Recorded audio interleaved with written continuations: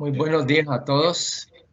Les doy la bienvenida y el agradecimiento por acompañarnos y compartir con nosotros la celebración del Día Internacional de la Seguridad del Paciente.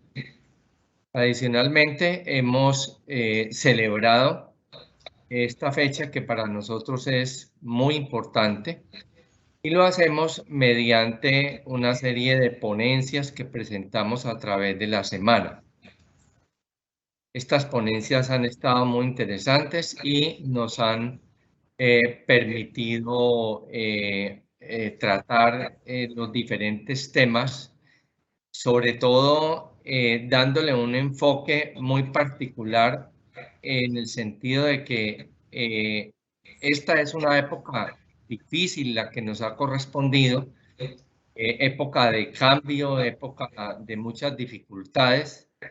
Sin embargo, la seguridad del paciente sigue siendo para nosotros el valor institucional más importante. Estamos celebrando hoy entonces el 13º día de esta seguridad del paciente. Es interesante contarles a ustedes que la cultura de seguridad en la institución es sólida.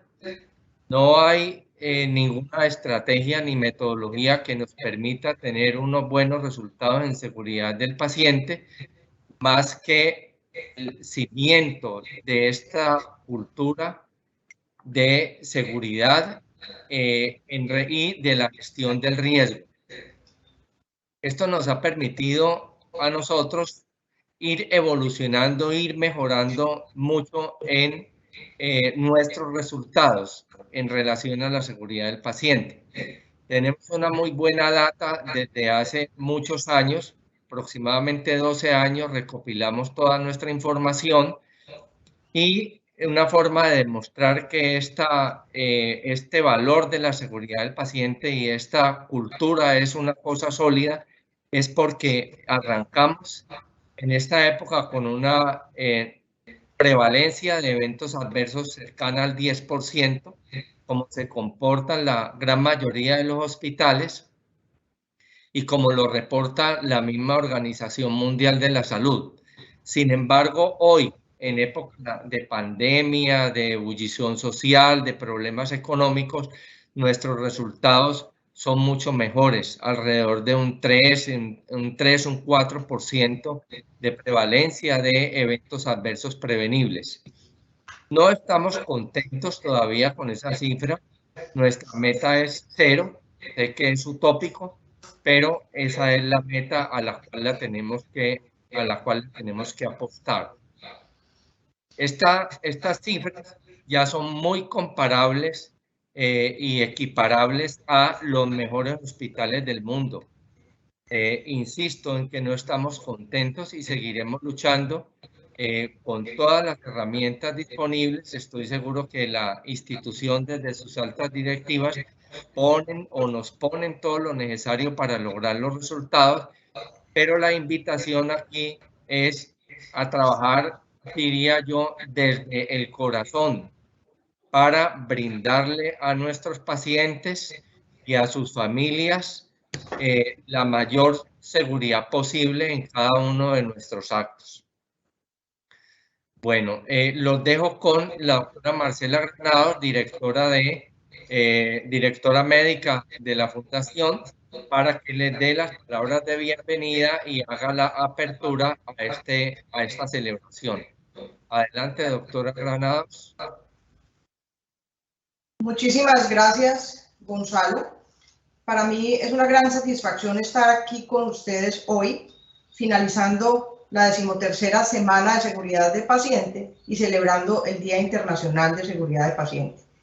Y mis palabras, desde los órganos directivos y en nombre de ellos, es de agradecimiento total, de agradecimiento hacia el grupo de seguridad del paciente por la organización del evento inicialmente, pero de manera más profunda, por la generación de cultura que ha logrado sobre todos los colaboradores de la Fundación con respecto a la seguridad del paciente y con algo muy importante, con la gestión del riesgo para la seguridad del paciente, que probablemente sea muchísimo más importante y con eso logremos el reto que queremos de lograr disminuir los eventos prevenibles. Es de gran satisfacción ver cómo en los momentos más difíciles, con infraestructura no adecuada por la sobredemanda de pacientes durante los picos de pacientes severamente enfermos con COVID, cómo pudimos responderle a la comunidad. Y eso no se logra sino con las personas. Y se logra responder a la comunidad con estándares de calidad, dentro de ellos la seguridad como principio fundamental, de manera muy importante y sin tener que lamentar eventos ocurridos durante este tiempo. Quiero mencionarles que nuestro modelo de atención centrado en el paciente está dirigido hacia cumplir la cuádruple meta.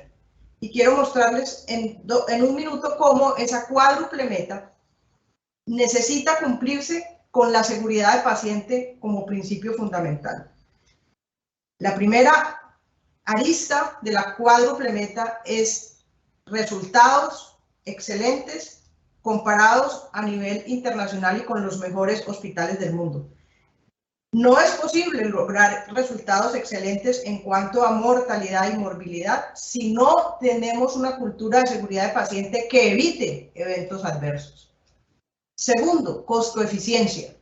No es posible tener un hospital costo-eficiente y apostándole a compartir riesgos con los aseguradores si no estamos seguros de que tenemos una cultura de seguridad de paciente que evite los costos de la no calidad. Tercero, experiencia del paciente. No es posible tener una experiencia adecuada de un paciente cuando tiene eventos adversos prevenibles, de tal forma de que la seguridad del paciente se incrusta totalmente dentro de la seguridad, dentro de la experiencia del paciente. Y finalmente, la satisfacción de todas las personas y de todos los actores que se involucran en la atención de los pacientes. Esto es los aseguradores, con el control de la costo-eficiencia, pero también de las familias indiscutiblemente, pero también de las personas que trabajan con los pacientes y de manera muy importante de las alianzas en la formación del recurso humano. No podemos tener una universidad importante aliada en donde tengamos educandos de pregrado y de posgrado si no tienen ellos la seguridad del paciente como principio fundamental de su atención, porque nosotros estamos preparando el futuro talento no solamente de la Fundación Valle de Lili, sino de la región, del país e internacional. Estamos convencidos de que esa es una labor que tenemos que seguir haciendo y con la cultura de toda la comunidad Lili estamos seguros de que lo vamos a poder lograr. Muchísimas gracias nuevamente a todos y a disfrutar de las conferencias del día de hoy. Gracias, doctora Granados. Bueno, doy paso entonces al doctor Luis Alberto Escobar, subdirector de Educación de la Fundación Valle de Lili y decano de la Facultad de Ciencias de Salud de la Universidad ICESI. Saben ustedes que somos un hospital universitario y socialmente nos corresponde la formación del mejor recurso humano, de los mejores médicos para Colombia. Esto no lo vamos a poder lograr si no tenemos esa mirada no solamente de los conocimientos y el logro de las competencias, sino desde el punto de vista humanístico, de los cuales acaba de hablar la doctora Granados. Entonces, la conferencia o la ponencia que el doctor Escobar nos va a presentar está enfocada precisamente a esto, formando competencias humanísticas y de seguridad. Adelante, doctor Escobar. Doctora Aristizábal, muchísimas gracias al todo el comité organizador, de toda la semana de seguridad del paciente y a los organizadores de este día de seguridad del paciente, al Comité de Seguridad, muchísimas gracias y felicitaciones por estos días exitosos de contacto, de educación y de sensibilización en un tema tan importante para todos nosotros.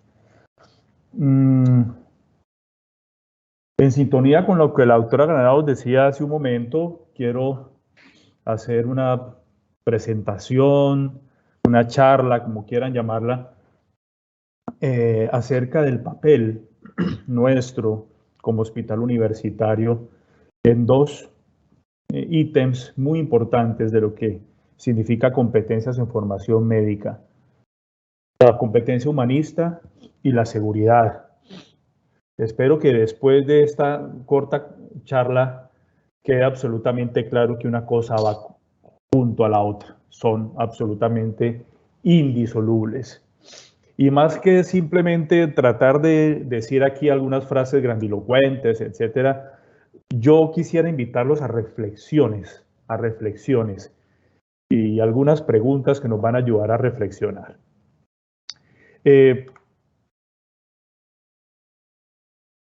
Esta es la primera reflexión a la que invito. Winston Churchill.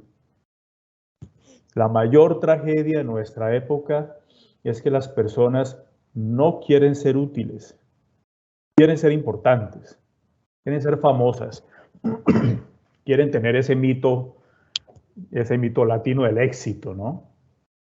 No ser útiles.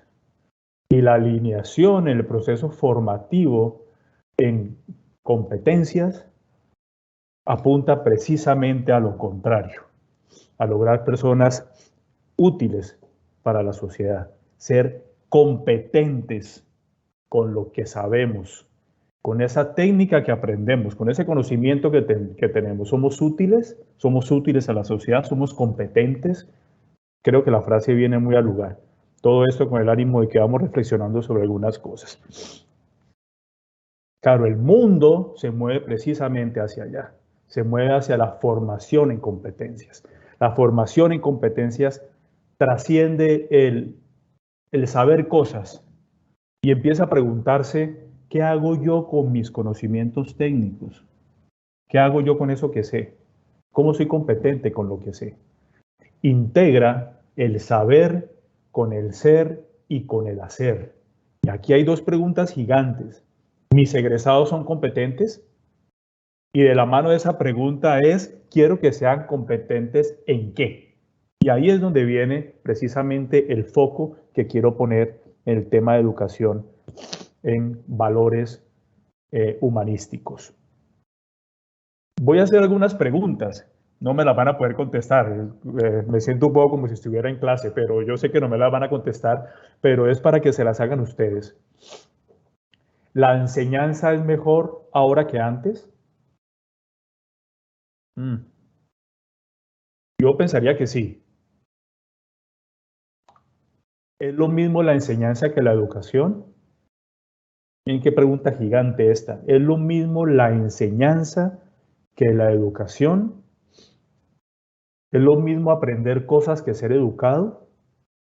¿No será que el proceso de enseñanza es un proceso mental, de retroalimentación, escolar, didáctico, pedagógico, y la educación es un concepto mucho más grande?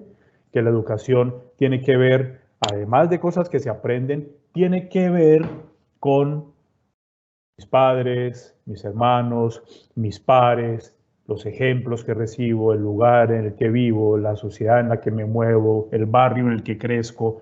Todas esas cosas tienen que ver con la educación. Vamos pensando en estas posibles respuestas. ¿Qué es enseñar? ¿Siempre hemos aprendido igual? Y probablemente no. Tampoco nos han enseñado igual. ¿Qué es aprender? Miren estas preguntas que yo creo que nos ayudan a reflexionar en distintos temas. ¿Cuántas maneras de enseñar y aprender existen? Yo pensaría, sin querer sesgar la respuesta que ustedes mismos se pueden estar dando, ¿cuántas maneras de enseñar y aprender existe? De enseñar, tal vez tantos estilos como personas existen y de aprender tantas modalidades de aprendizaje como estudiantes existen. ¿Para qué humanizar la educación? Ahí esta no la voy a dar ya. Esta espero que quede al final. Somos más educados que antes. Ojo con la diferencia entre si somos más informados que antes o más educados que antes. Que muy probablemente sí que estamos más informados que antes. Pero ¿somos más educados que antes? Mientras el foco no esté en las competencias, muy probablemente la respuesta es no. ¿La tecnología es mala para la educación? Pregunta importante. Que la tecnología, pues puede ser este medio en el que nos estamos comunicando y puede ser todas las herramientas de educación, de pedagogía que existen para poder llegar al estudiante. Pero por otro lado, la tecnología también son los celulares, la tablet, etcétera, etcétera. Tal vez la tecnología no es mala para la educación. El uso que le damos es la clave para hacerla correcta y adecuada. ¿Qué necesito para educar bien? Y ahí también espero que al final de este rato podamos dar algunas pistas. Última pregunta, ¿todos aprendemos igual? Esta es la clave del proceso de enseñanza-aprendizaje moderno, el entendimiento de que las personas aprendemos distinto, de que no es lo mismo una persona que aprende leyendo, de la que aprende mirando, la que aprende con video, la que aprende escuchando, la que aprende dibujando, la que aprende analizando, la que aprende solucionando problemas. Hay una gran variedad de formas de aprender y van a ver cómo el mundo de la educación se ha movido de diferentes formas para llegar a lo que hoy consideramos importante en este proceso de aprendizajes en competencia. Entonces, ¿qué es aprender? Y enfoquémonos un poquito en el aprendizaje hacia dónde vamos con este tema de ser competente, de ser útil. Aprender, vale, es adquirir algún tipo de información, listo, punto. No, el aprendizaje implica que esa información que llega, esa información que yo tengo, debe realizar algún tipo de operación en mí. Yo debo realizar una operación con ella, reestructurar mi conducta, la comprensión del entorno, de mí mismo, de la realidad en la que me desempeño. Ese realmente es el aprendizaje. Y miren cómo se ha movido en el tiempo. Hay diferentes, bueno, hay innumerables ítems que podríamos tratar aquí, pero el aprendizaje memorístico, por ejemplo, que ha sido tan importante durante tanto tiempo, o el aprendizaje simplemente con unas pautas claras de qué es lo que tengo que saber, o la relación histórica de las letras con palabras y esa palabra con una frase que me ayuda a aprender la letra y la palabra, ¿correcto? Pero no mucho más que eso. O las famosas mnemotecnias con las que aprendimos tantas cosas en nuestra carrera, incluyendo los pares craneales, ¿no? Que era un dolor de cabeza. ¿Cómo me aprendo yo el olfatorio, el óptico, el motor ocular, el patético, el trigémino? Y había una gran cantidad de formas de aprender esto. O el aprendizaje simplemente haciendo esquemas de todo lo que hace parte del proceso que se quiere aprender. Y se fue moviendo entonces el proceso de aprendizaje de diferentes maneras. Entonces, en la Atenas clásica, estoy hablando de la educación en la antigüedad, en la escuela de Platón, simplemente existían unos espacios de reflexión, de conversación, de expresión libre. El proceso de educación estaba guiado básicamente a la instrucción de los esclavos. No existían las escuelas como tal, como en Esparta. Era una instrucción claramente militar y bueno, las consecuencias de no cumplimiento, de no aprendizaje, pues eran severas. Se aprendía con el dolor, con el sufrimiento, la muerte a quien no lo entendía, etcétera, etcétera. Siglo XVIII, siglo XIX, con el despotismo ilustrado, nace un concepto que actualmente es importante, el concepto de la educación pública, de la educación gratuita y la educación obligatoria. Miren el tiempo que llevamos hablando de esto. Claro, la educación era pública, gratuita y obligatoria porque había mucho miedo a que se repitiese lo que de 1789 a 1799 había sucedido con la Revolución Francesa. ¿sí? Hay una fuerte división de clases, había una estructura heredera de modelos y básicamente lo que se pretendía era formar gente como parte de un pueblo que se necesitaba dócil, obediente y listo para la guerra. Ahora sí, vamos avanzando en el modelo pedagógico al modelo tradicional del siglo XIX. Juan Amos Comenius o Juan Amos Comenio, teólogo, filósofo, pedagogo de lo que actualmente es la República Checa, el padre de la didáctica. Incluso se dice que su texto, las nuevas realidades, es el primer texto realmente de estudio que existe en la humanidad. Y por supuesto, aquí ya empieza uno a entender hacia dónde ha ido migrando ese proceso de enseñanza y de aprendizaje. El modelo era básicamente un espacio de discusión ideológica y cultural, más que de discusión, de presentación ideológica y cultural, por parte de ¿quién? Del maestro. La enseñanza centrada en el maestro. El maestro es el centro del proceso de enseñanza. Simplemente transmite una información. Es el sujeto del proceso. Posee y transmite un conocimiento y no más que eso. El alumno imita al maestro, no lo cuestiona, no lo critica, no reflexiona. Debe simplemente memorizar eso que se le estaba transmitiendo. Los niños empezaban a los 6 años, máximo llegaban a los 12 años en su proceso formativo. Las niñas estudiaban separadas de los niños, por supuesto. A las niñas les enseñaba una mujer, a los niños les enseñaba un hombre. Aprendían a leer, a escribir y a hacer algunas cuentas. No tenían un libro de texto, sino una pizarra, y de allí la tradición de aprender cosas como proceso de educación. Escribir en una pizarra, aprender la pizarra, borrar la pizarra, escribir de nuevo, volver a aprender, volver a borrar. Eso hacía que todo estuviese centrado en un proceso netamente memorístico. El proceso absolutamente aislado de lo que sucedía en el exterior, disciplina y castigo como método de enseñanza, el método igual para todos los estudiantes, y aquí empezamos a recordar una de las preguntas que hicimos: ¿todos aprendemos igual? Cuando entendemos que no es así, nos damos cuenta de la gravedad de lo que sucedía.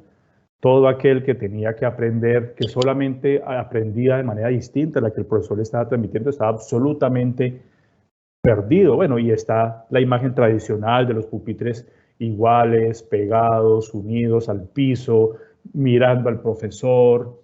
La tarea era asimilar información, la repetición, la memoria, como decía anteriormente.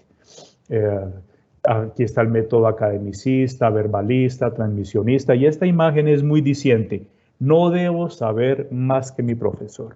Esa era una consigna, una directriz absolutamente clara. La escuela moderna, por fin.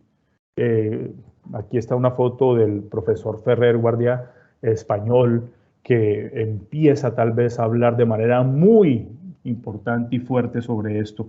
Aquí aparece el primer concepto de la escuela activa, del desarrollo de la imaginación, la iniciativa y la creatividad, la libertad, el autogobierno, el trabajo en equipo, los centros de interés, la diversidad y la inclusión en el proceso de aprendizaje y de enseñanza. Los libros ya no son simplemente un listado de conocimientos, es un suplemento, y el docente empieza a ser guía, empieza a orientar, empieza la evaluación del proceso de enseñanza, y la enseñanza humanista y científica, no necesariamente religiosa. Vamos migrando, como ven ustedes, desde aquel modelo a un modelo, ahora sí, volcado hacia la persona, hacia el estudiante. Y allí el brinco, dar el salto al proceso de formación con valores humanistas, pues se entiende mucho más. Alumno activo, protagonista de lo que se sucede, ejecuta las actividades dentro del aula de clase. Hay cambios de estructuras mentales, diversas maneras, se entiende que hay diversas maneras de aprender y se empieza, aunque aún muy incipientemente, a dar algunos tips de cómo puedo yo llegar a un estudiante que aprende distinto a los demás. Aquí aparecen los paradigmas del conductivismo, el conductismo, el paradigma de educación social, constructivismo, etc. Aparecen los tableros inteligentes, las apps como medios didácticos, los salones modulares. Miren cómo damos aquí un salto gigante al tema de la diversidad, la multiculturalidad, el aprendizaje basado en problemas, el modelo en competencias, la comunicación, la ética, la cooperación docente. Todo esto está diseñado precisamente para llegar a un público que aprende basado en la persona, basado en lo humano. Entonces, miren, ahora sí, estamos claros de cómo se ha movido el mundo en educación hacia esa formación en competencias. Haciendo una revisión de algunas mallas curriculares, de algunas universidades, no voy a decir el nombre, pero de varias universidades, uno podría llegar como a un consenso de que de esta manera se comportan más o menos los créditos de las líneas de formación. Estamos acostumbrados en los procesos formativos en medicina a tener un porcentaje como el que ustedes están viendo aquí, el 90% en lo que consideramos como lo disciplinar. El conocimiento, la experticia, el trabajo disciplinar, el 90%. Y aquello otro, mal llamado blando, que tiene que ver con la comunicación, con la ciudadanía, con el lenguaje, con la ética, con el humanismo, con la seguridad de nuestra gente, queda en un porcentaje supremamente inferior. Y ni hablar de las humanidades, de las artes. Aquí está la tarea gigante. Aquí tenemos que concentrarnos, porque hay un desbalance supremamente importante entre una cosa y otra. Claro, se sucede la gran mayoría del proceso formativo en las áreas clínicas, en los escenarios de práctica. Por eso el mensaje de esta charla está, el centro está en el hospital universitario, porque se sucede en los escenarios, en el hospital universitario, la gran mayoría de lo que sucede en el proceso formativo. Así que esas preguntas que se hacen en las universidades tenemos que hacernoslas nosotros desde el hospital universitario. También encuentro yo que hay un balance más o menos importante entre los escenarios de práctica de la alta complejidad a los escenarios de la baja y media complejidad, lo cual implica un reto adicional, porque todas esas preguntas tenemos que hacernoslas también en los escenarios de diferente complejidad y no solamente en el hospital universitario base, y eso es bien, bien importante. ¿Cuál es el reto? Asegurar las competencias gruesas y, me disculpan, las mal llamadas blandas.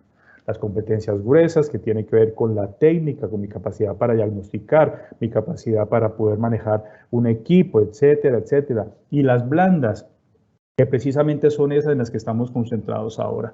La seguridad, el humanismo, el respeto, la ética, la comunicación, etcétera. El currículo oculto, exponer a nuestros estudiantes al currículo oculto fundamental. ¿Y qué es el currículo oculto? Pues básicamente es lo que yo como estudiante capto del medio en el que me formo sin que ese medio de manera activa me lo esté transmitiendo. Lo que capto de mi docente, lo que aprendo de mis pacientes, lo que aprendo de la conversación con un profesor sin necesidad de que ese profesor me esté transmitiendo un conocimiento de manera directa. Y aprendo el respeto. Y aprendo la comunicación no verbal, y aprendo a dar noticias, y aprendo ese tipo de cosas en el currículo oculto. La clave, educar en valores, en este caso en valores humanistas, que se traducen al mismo tiempo en valores de seguridad de nuestros pacientes. Reto gigantesco, formar profesionales íntegros e integrales, conceptos distintos, fundamentales los dos, formar profesionales íntegros, profesionales éticos, honestos, responsables, íntegros e integrales, donde se tenga en consideración entonces no solamente mi conocimiento disciplinar, sino la importancia de la sensibilidad, de la medicina basada en compasión, la importancia de la comunicación, de las artes y la cultura como parte de mi proceso formativo, etcétera, etcétera, una gran cantidad de cosas. ¿Okay? Buscar formar profesionales que disfruten y amen su labor y que no la sufran, que la disfruten, que la amen. Ahí está el proceso de felicidad en el profesionalismo. Me disculpan la introducción de un concepto propio, que es la formación académica profunda. La formación académica en valores, la formación académica disciplinar, la formación académica basada en problemas, la formación académica de la medicina basada en la evidencia, etcétera, etcétera. Este concepto de formación académica profunda, yo lo entiendo básicamente como todos estos valores y todos estos esfuerzos haciendo parte integral del proceso formativo. Algunos instrumentos, algunos componentes que deben hacer parte precisamente de esa formación académica profunda que se sobreentiende, es parte del proceso de formación en competencias, es este. La comunicación con pacientes, la comunicación con familia, la comunicación con el equipo. ¿Cómo comunico? ¿Cómo me dirijo a las personas? ¿Cómo educo a mi paciente? ¿Será que solo comunico a mi paciente? ¿Será que lo estoy educando en lo que tiene que hacer? ¿Será que estoy comunicando a mi equipo? ¿Será que lo estoy educando en lo que tiene que hacer? Y todo de cara al entendimiento del sufrimiento del otro, al entendimiento de la importancia de cuidar al paciente y este concepto gigante de seguridad por encima de todo. Estamos comunicando correctamente. Aquí aparece este componente en el que trabajamos de manera supremamente importante, la comunicación asertiva y la comunicación humanizada dentro de nuestro hospital universitario.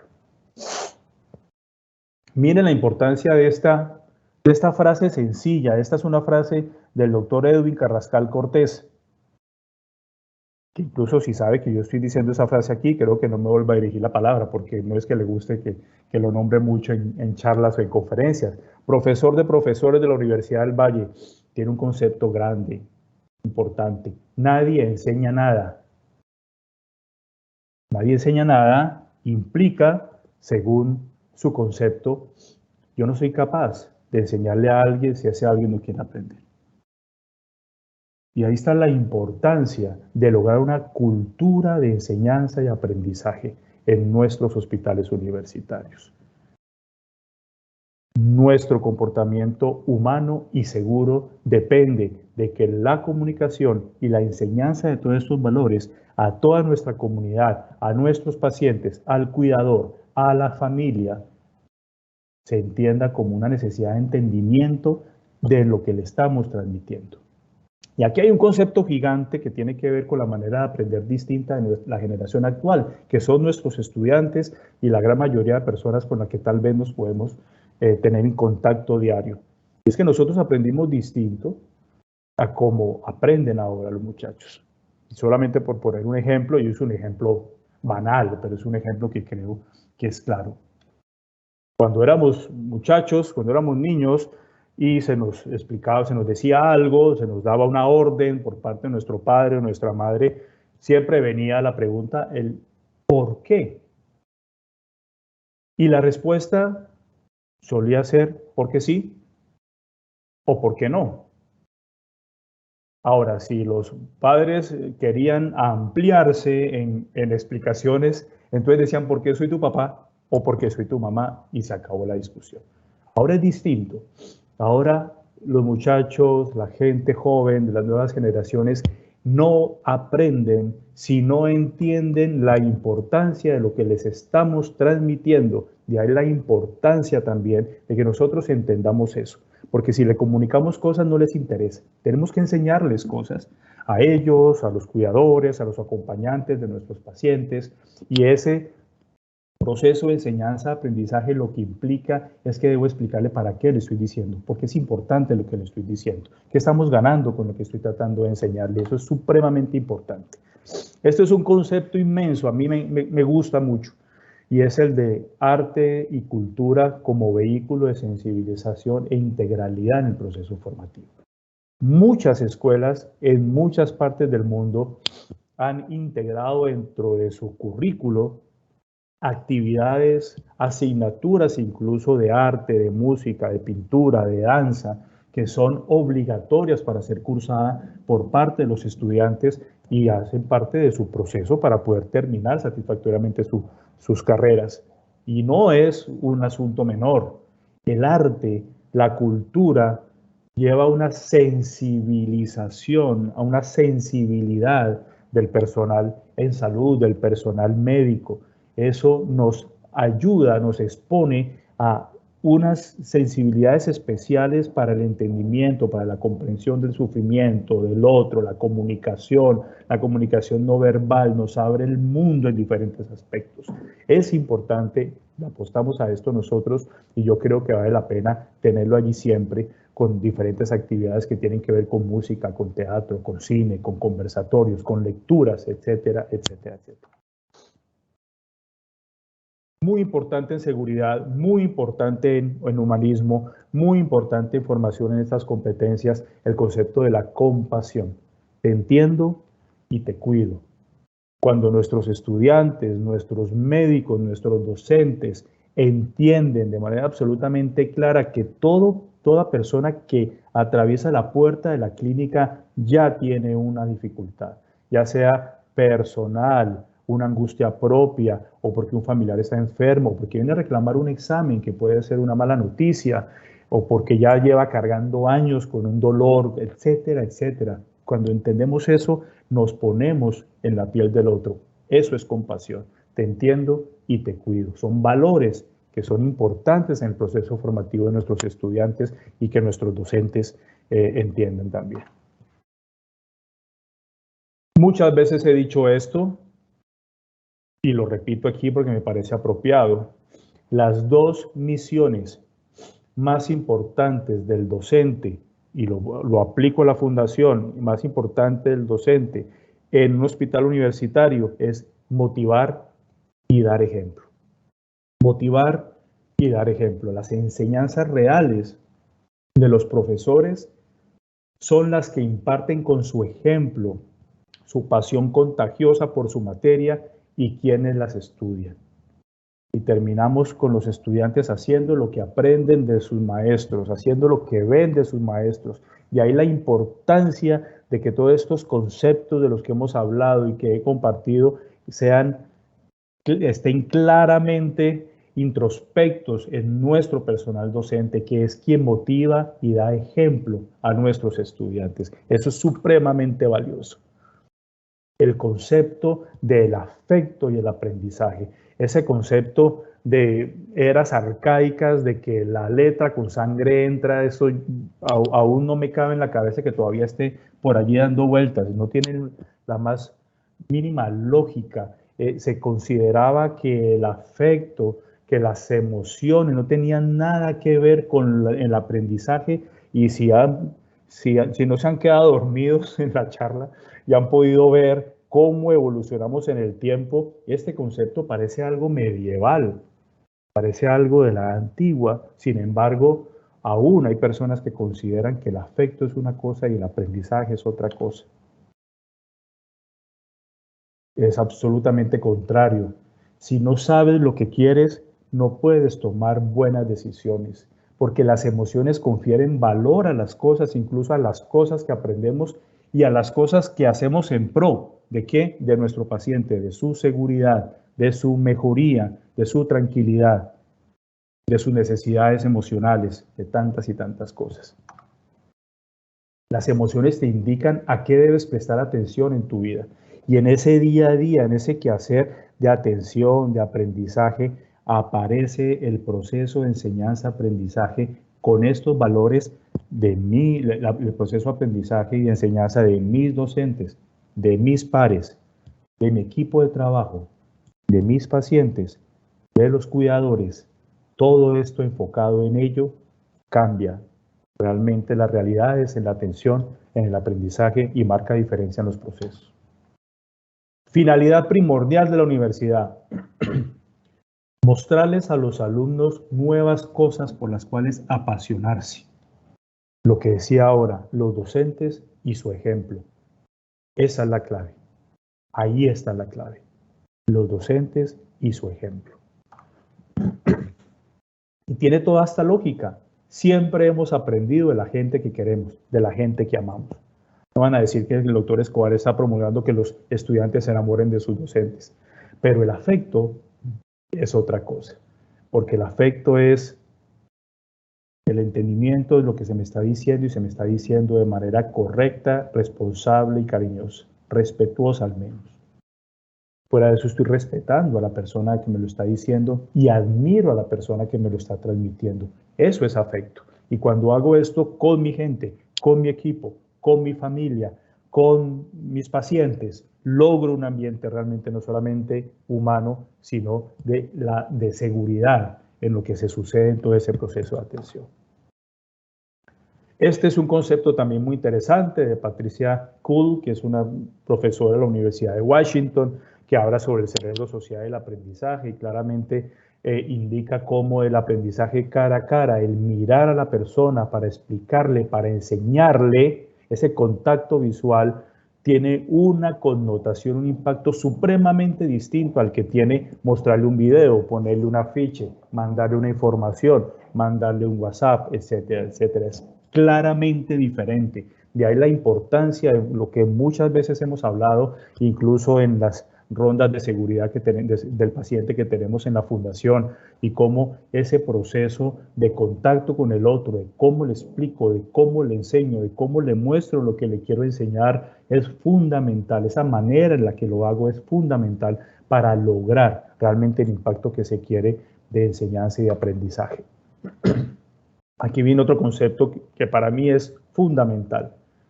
¿Cuándo debo enseñar? ¿Cuál es el momento en que debo llegar al paciente, a mis colegas, a los cuidadores, con lo que yo quiero transmitir? Eso es supremamente importante.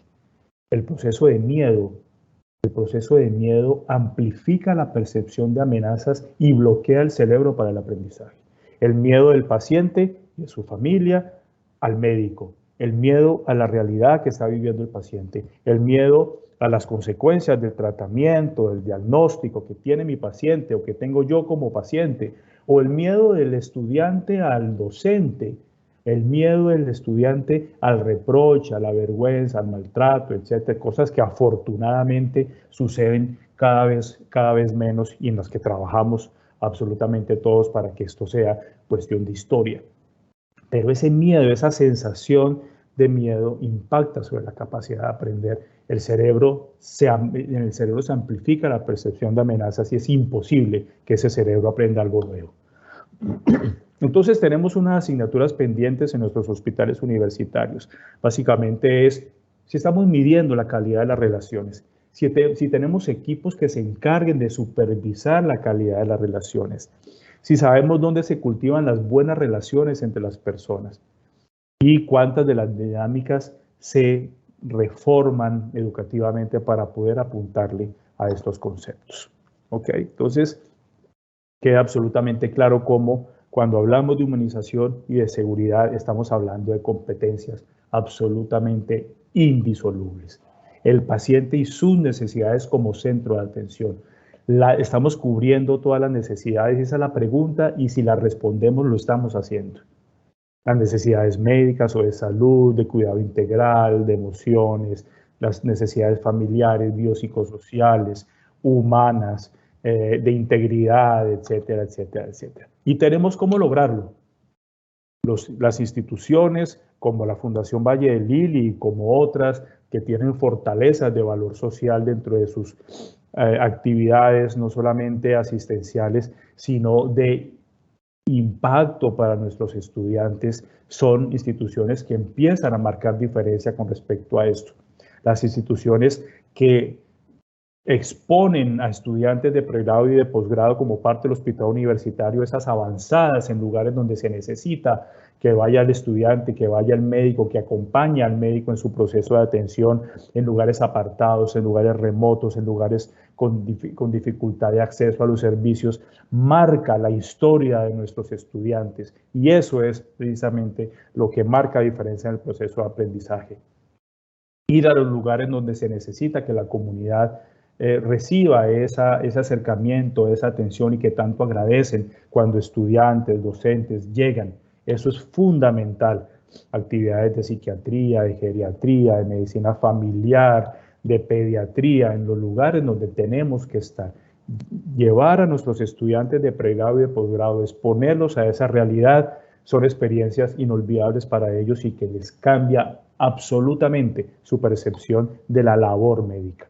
Es supremamente importante que eso haga parte, en diferentes lugares y como tiene que ser. Iniciativas dentro de la institución y fuera de ella. Iniciativas como el aula hospitalaria con la sensibilización de disminuir la brecha de pérdida de educación de nuestros pacientes hospitalizados, etcétera, etcétera. Bueno, diferentes iniciativas que tenemos. Yo me imagino que el doctor Aristizábal ya se conectó allí la cámara porque ya me va a decir que ya casi termina. Ya voy a terminar. Entonces, me queda muy poco.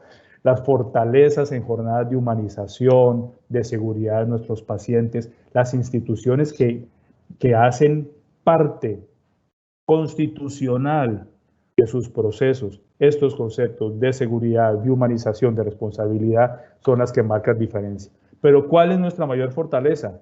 ¿Cuál es el as bajo la manga?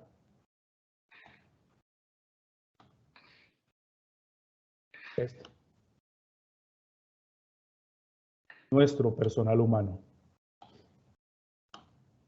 Nuestro personal directivo, nuestro personal docente, nuestros médicos institucionales, nuestros médicos generales, nuestros médicos especialistas, nuestro personal de enfermería, nuestro personal asistencial, este personal absolutamente claro y comprometido con un proceso de enseñanza, de acompañamiento, de aprendizaje, en el que estamos absolutamente claros de qué es lo que queremos hacer, cómo lo queremos hacer, qué es lo que queremos transmitir, qué es lo que queremos enseñar, a qué queremos llegar con lo que hacemos todos los días dentro de nuestro hospital universitario, es precisamente lo que marca diferencia en todos estos procesos en nuestros hospitales universitarios. Por eso esta es la apuesta mayor, educar en docencia a nuestros docentes en el hospital universitario. Esto es supremamente importante, ahí hay algunas cifras. Hemos logrado especializar en docencia universitaria a 237 de nuestros docentes en fundación en nuestro hospital universitario y 110 están en formación. El doctor Aristizábal es uno de nuestros egresados de especialización en docencia universitaria. Ahí hay una clave formativa, porque ahí hay una clave de unión, de filosofías, de necesidades, de requerimientos, de competencias entre la filosofía de la universidad y el hospital universitario. Esa hermandad logra el cambio que estamos buscando. Sin esa hermandad, sin esa relación, sin este tipo de formación a alto nivel en las competencias de docencia de nuestro personal, es supremamente difícil. Por esto considero que esta es una de las claves para hacerlo. Me despido con esta frase de Oliver Sacks, gran comendador británico, filósofo, neurólogo, que dice: en el examen de la enfermedad ganamos sabiduría sobre la anatomía, la fisiología y la biología. En el examen de la persona con enfermedad ganamos sabiduría sobre la vida, y esto se complementa muy bien con una frase que nuestro director general, el doctor Borrero, repite tantas veces, y es: en la fundación no atendemos enfermedades, atendemos personas enfermas. Creo que se complementa muy bien con lo que hemos conversado. Doctor Aristizábal, muchas gracias, y a todos muchas gracias por su atención. No, doctor Escobar, muchas gracias a usted.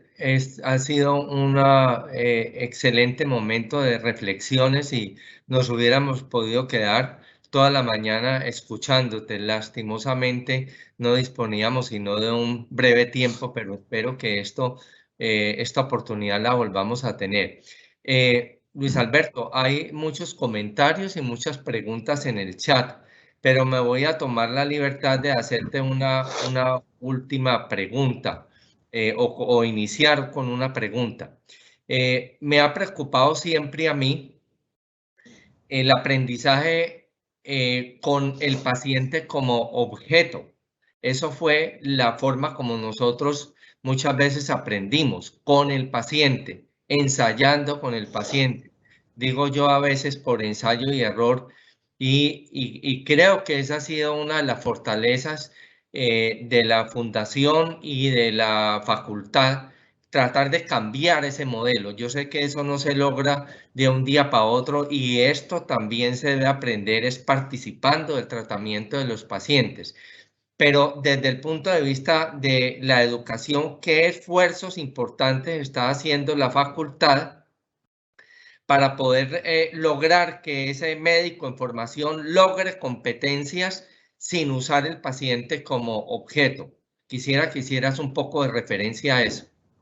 Muchas gracias, doctor Estizabal.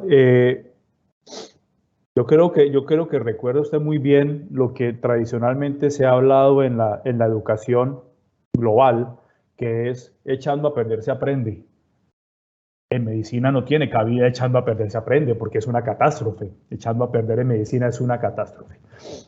Hace muchos años existe en el mundo la tendencia del aprendizaje simulado, de lograr por medio de simuladores que la gente más llama maniquíes o que más llama muñecos. Estos son robots que logran realmente una calidad en la sensibilidad de la toma de decisiones y del contacto con un escenario adecuadamente diseñado para que los estudiantes, las personas en formación, tengan lo que podríamos llamar unas horas de vuelo técnica antes de llegar al paciente y no como aprendimos nosotros lastimosamente, que es el primer parto que yo atendí, pues lo atendí con una persona.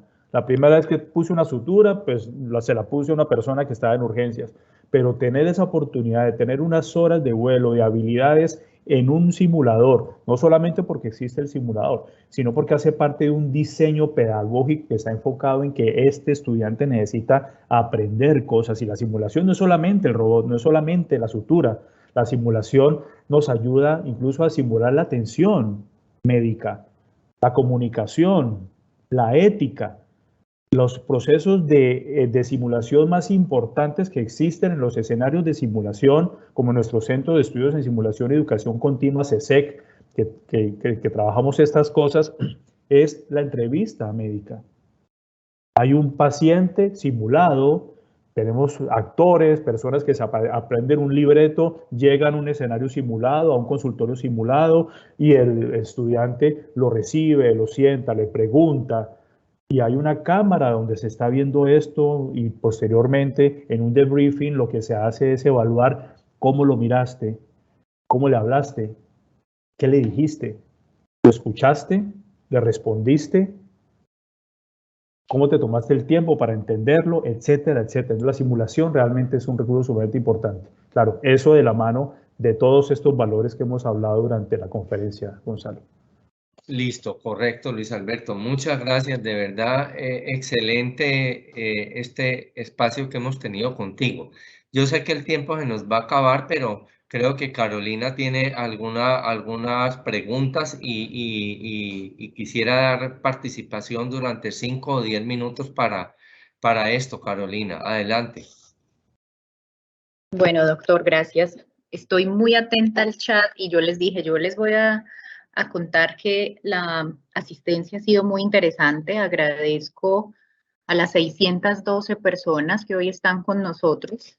Y además, si ustedes pues, pueden revisar el chat, lo que están haciendo es comentarios de agradecimiento, de felicitación para el doctor Escobar, para el mensaje que transmite, sobre todo desde el punto de vista de la reflexión. Y hay algunas preguntas. ¿Qué estrategias o formaciones maneja el hospital universitario para que los docentes prioricen también esas competencias blandas y fomenten en sus estudiantes su aplicación durante la atención de los pacientes? Muy importante la pregunta, muy importante la pregunta. Yo reconocería 3 esfuerzos gigantes. El primero, lo que hemos llamado los cursos de comunicación humanizada en nuestro personal en formación de especialización y subespecialización, y que ha repercutido en algunos, pero esperamos en un futuro cercano en muchos más de nuestro personal docente. Eso es supremamente importante. El tema de la ética, de ser éticos, de tener una institución con valores éticos, no solamente en el quehacer médico, sino en el quehacer docente, es supremamente importante. Y nuestra meta, que es un sueño, que es la especialización en docencia universitaria del 100% de nuestro personal docente. Ahí hay una oportunidad de aprendizaje, de competencias de nuestro personal docente en todas estas cosas con las cifras que mostré hace poco. Tradicionalmente nosotros como médicos, y el doctor Gonzalo lo sabe, el doctor Aristizábal lo sabe, uno se acuesta médico y se levanta docente. De pronto que al otro día que ya soy médico general, llego a un servicio y tengo un estudiante al lado. Yo no tengo ni idea de qué hacer con él, no sé ni dónde sentarlo ni qué ponerlo a hacer.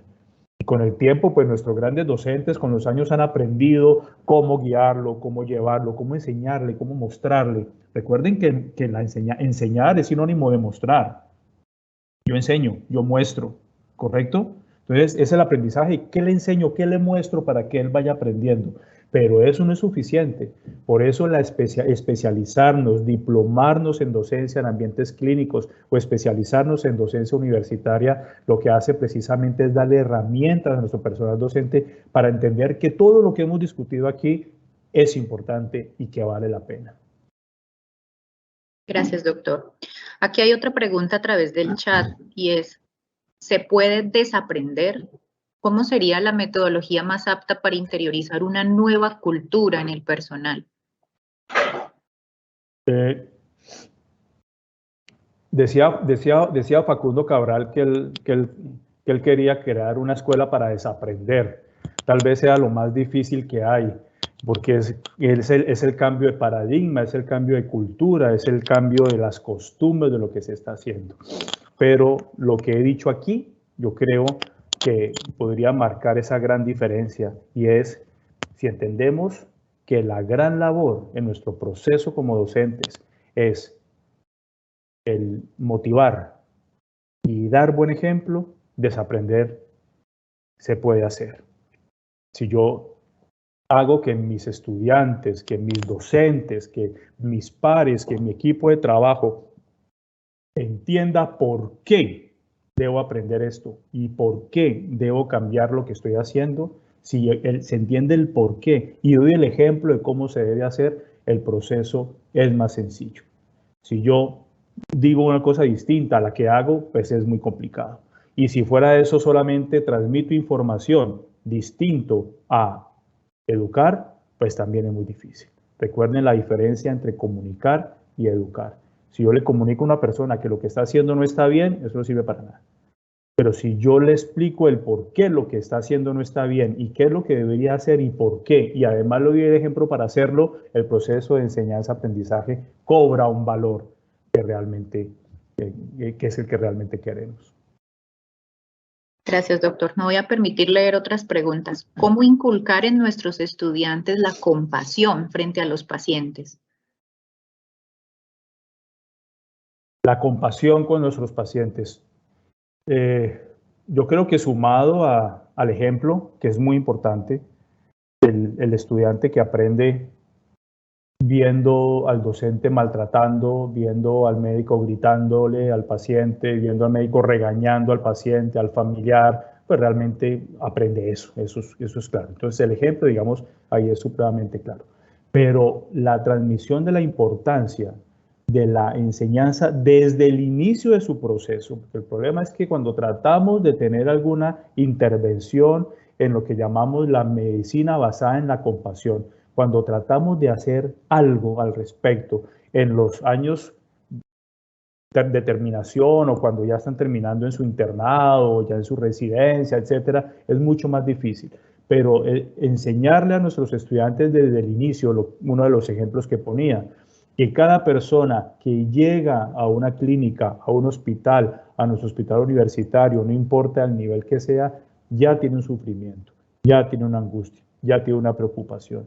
Y algunos de ellos pueden llevar años con un dolor, con un sufrimiento, con una angustia, con una preocupación. Otros vienen a reclamar un examen que les puede cambiar la vida.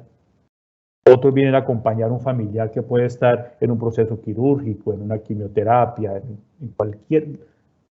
Nadie entra por la puerta de un hospital universitario, de la fundación, de una clínica, sin una preocupación o sin una angustia. De ahí la importancia de transmitir eso a nuestros estudiantes y de dar el ejemplo por parte de nuestros docentes de cómo es el trato compasivo. La comunicación asertiva y humanizada es importante. La ética es importante. La enseñanza de la historia de la medicina es importante.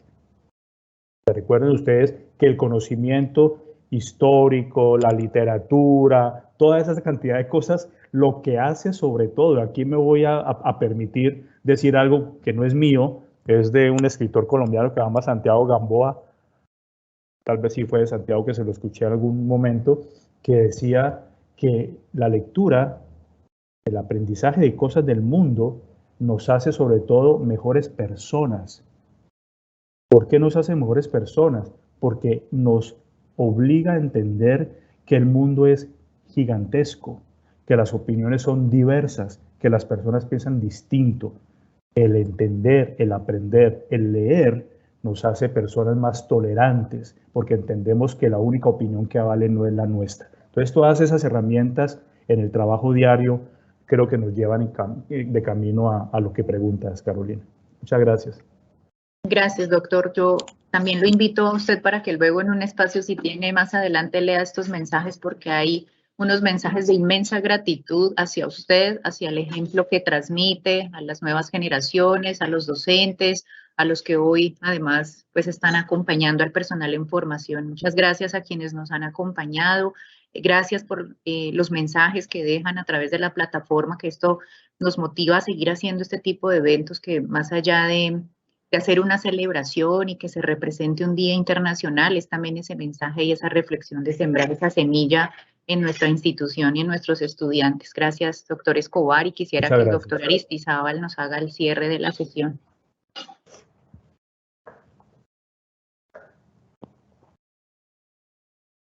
El micrófono está apagado, doctor Aristizábal.